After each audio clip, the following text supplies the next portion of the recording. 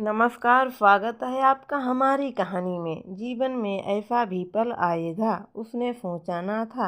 वह ऐसे पल आकर रुक गई थी जिस पल उसे निर्णय लेना अनिवार्य हो गया था।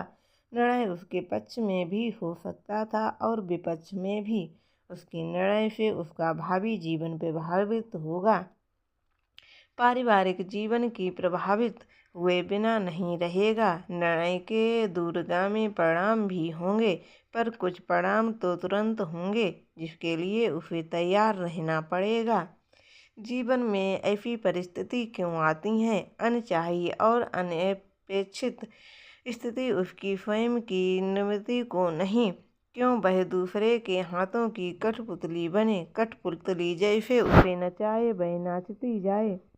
नहीं, वह कठपुतली नहीं बनेगी। पुरुष होने के नाते उसका पति हर बार उस पर अपना हक ही जमाता रहेगा। अपनी इच्छा अनिच्छा के अनुसार उसे झुकाता रहेगा। नहीं, वह झुकेगी नहीं। नीना सोचते सोचते थक गई। उसे जीवन पथ पर भी आश्चर्य होने लगा। क्यों हम ऐसी जगह आकर रुक जाते हैं या रोक दिए जाते हैं? मनुष्य की इच्छा सर्वोपरि क्यों नहीं होती? क्यों हम अपनी इच्छा अनुसार कर्म नहीं कर सकते? दूसरों के मन की इच्छा के निर्णय के आगे झुकने की स्थिति पैदा हो जाती है। इच्छा अनुसार कर्म नहीं कर सकते। सही गलत, भला बुरा, कर्तव्य अकर्तव्य का निर्णय लेना हमारा अधिकार क्यों नहीं रह जाता? दूसरों के छत, इच्छा और निर्णय के आगे झुकने वाली स्थिति पैदा क्यों हो जाती है? नीना का ब्याह हुए 2 वर्ष हो गए थे। पिता की इकलौती संतान थी। अपनी मन मर्जी से पढ़ी, समाजशास्त्र में MA पास की हुई। विवाह हुआ उसी की पसंद से। उसे सरकारी नौकरी भी मिली। उसके पति ने सरकारी नौकरी छोड़ने की शर्त रखी, पर उसने नहीं मानी, क्योंकि विवाह के बाद आर्थिक रूप से अपने ऊपर निर्भर रहना उसे पसंद ना था। पति मान गया। उसका पति एक गैर सरकारी कारखाने में असिस्टेंट मैनेजर के पद पर काम करता था। पर्याप्त कमाई थी। नीना के पिता और ससुर दूर गांव में रहते थे। विवाह के 2 वर्षों तक संतान नहीं होगी। पति के इस मत से वह सहमत हो गई थी और पति को सहयोग भी देती आई थी। परंतु अब तो वह गर्भवती हो चुकी थी। 3 माह का गर्भ उसके पेट में पल रहा था। पति चाहता था भ्रूण परीक्षण करवा लिया जाए। भ्रूण यदि लड़का हो तो उसे जन्म दिया जाए, अगर लड़की हो तो गर्भपात करवा दिया जाए। नीना इसके लिए तैयार नहीं थी। भ्रूण परीक्षण हालांकि सरकार ने अवैध घोषित कर दिया था, पर लुके छिपे कुछ डॉक्टर मनमानी फीस ले रहे हैं। नीना तो लड़की को जन्म देने में भी प्रसन्न थी, पर उसका पति नहीं चाहता था लड़का ही हो। नीना की जिद नहीं थी, पर पति की थी। नीना पर उसका पति सुरेश जोर डाल रहा था कि वह डॉक्टर के पास जाकर भ्रूण परीक्षण करवा ले।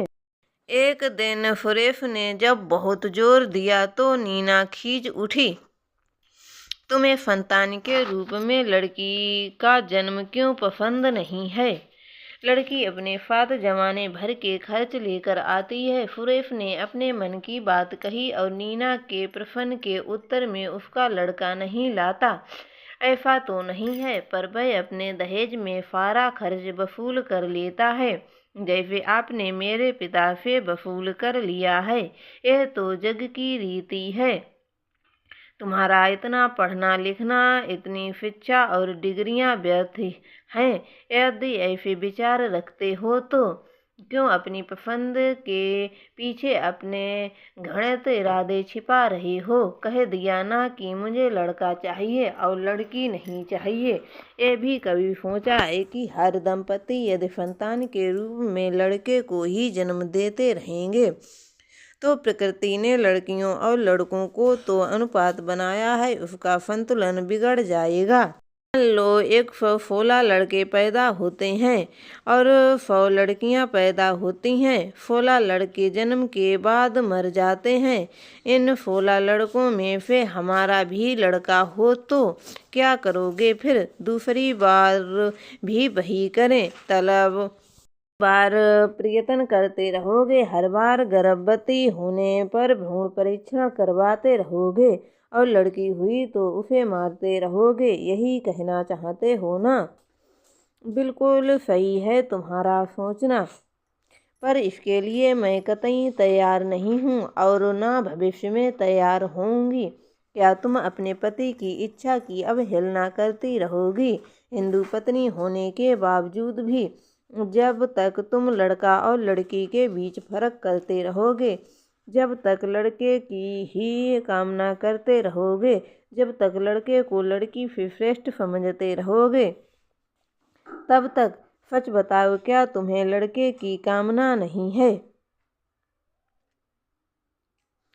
ऐसा मैंने कब कहा है? पर लड़का ही हो ऐसा मैंने हट नहीं है।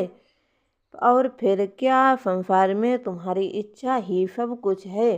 क्या ये संसार तुम्हारी इच्छा से संचालित होता रहेगा?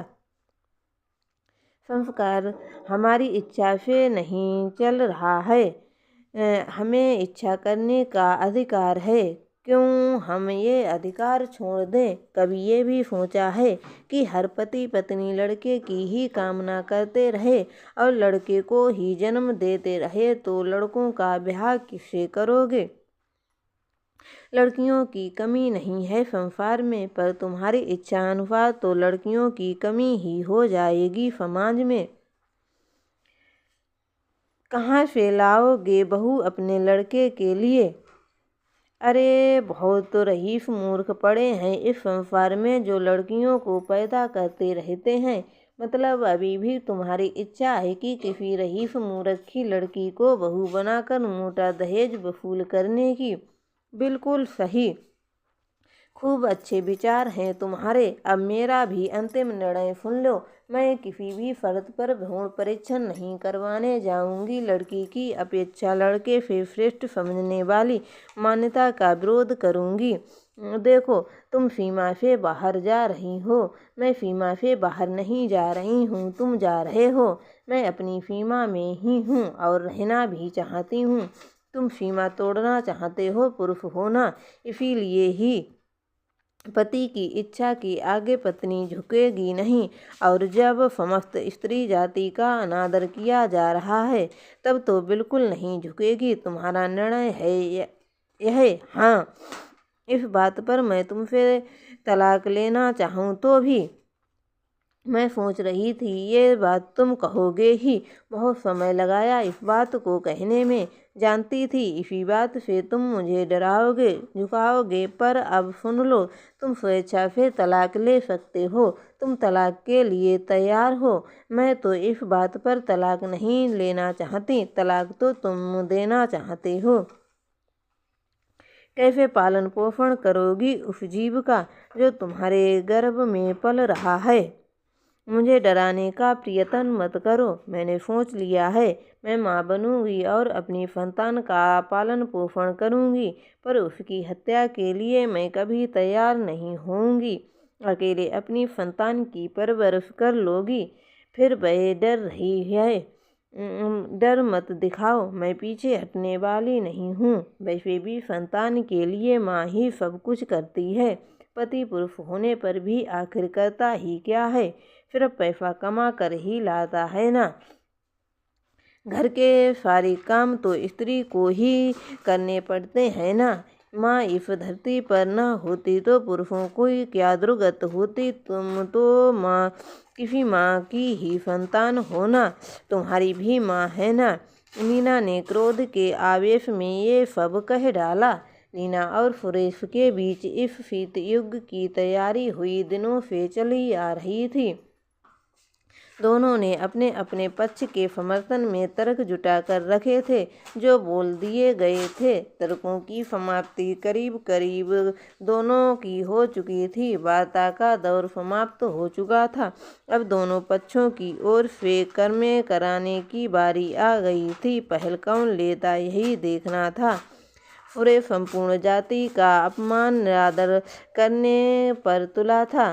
पुत्र प्रेम की कामा वासना और नीना स्त्री जाति को अपमान निरादर से बचाने का प्रयत्न कर रही थी। सफलता किसे मिलेगी ये कहना कठिन था। तुम भी पुरानी मान्यताओं से ऊपर नहीं उठ सकते। मेरी शिक्षा और मान्यता का प्रश्न मत उठाओ। संतान के रूप में मुझे लड़का पसंद है, बस इसके सिवा कुछ नहीं। कुछ दिनों तक पति पत्नी में इस विषय पर कोई विशेष बातचीत नहीं हुई और फिर एक दिन सुरेश ने नीना से कहा, अब मैं अपने फैसले को क्रियान्वित करने जा रहा हूँ। किस फैसले को? नीना ने पूछा। वकील से पूछ लिया है, सलाह ले ली है। तलाक के लिए मैं जो कारण है इसमें से किसी एक पर भी तुम तलाक नहीं ले सकते। हाँ ये बात तो है। तो फिर आपसी समझौते से तलाक हो सकता है। हमारे अपने अपने पक्षों की ओर से दो संभ्रांत व्यक्तियों के गवाह के रूप में हस्ताक्षर मात्र होंगे। तुमने अपने गवाह बटोर रखे होंगे, पर मेरे गवाह, मेरी ओर से तो कोई गवाह बनने के लिए तैयार ही नहीं होगा। तलाक लेना है तो गवाह की भी तैयारी करनी होगी। मतलब तुम्हारा पैसा आदि देकर। जैसे भी हो, यदि हम साथ साथ नहीं रह सकते, भ्रूण परीक्षण करवाने पर एक मत नहीं हो सकते, तो ये सब तो करना ही पड़ेगा। ठीक है, सोच कर बताऊंगी। नीना ने बात खत्म की। नीना ने अपने दफ्तर की फाइलों से इस विषय पर बातचीत की। कुछ की राय थी पति की इच्छा मान ली जाए, छोटी सी बात पर तलाक की नौबत न लाए जाए। पर कुछ दूसरी शैलियों का मत ये था कि पति की इच्छा के आगे झुककर स्त्री जाति का अपमान न किया जाए। बात तलाक की आ जाती है तो तलाक ले लिया जाए। नीना दुविधा में पड़ गई थी, क्या करे और क्या ना करे।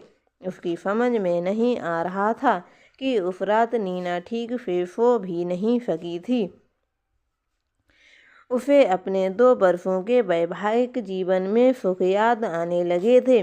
सुरेश उसे कितना प्यार करता था। भावी जीवन के सपनों का कितना सुंदर संसार दोनों ने मिलकर सजाया था। पर अब वही सुरेश सब कुछ मटियामेट करने पर तुला था। फिर दूसरा विचार उसके मन में आता है कि क्या वह अपने पति को तलाक दे दे। पति के बिना वह अपने भावी संतान का, चाहे लड़की हो या लड़का, पालन पोषण अकेले कर सकेगी। इतनी हिम्मत है, साहस है उसमें।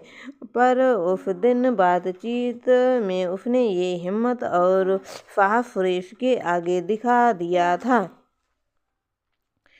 आज यह कमजोरी उसके मन में कहाँ से पैदा हो रही थी। परंतु पति के मर जाने के बाद विधवाएं अपनी संतान का पालन पोषण स्वयं करती ही हैं कि नहीं, वह भी कर लेगी। हो सकता है उसका गर्भ में लड़का ही पल रहा हो।